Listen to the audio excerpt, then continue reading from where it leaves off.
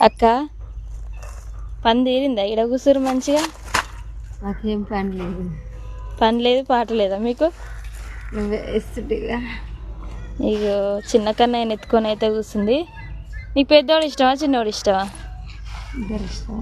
అంతే అట్ట చెప్పొద్దు, ఎవరన్నా ఒకరు చెప్పాలి.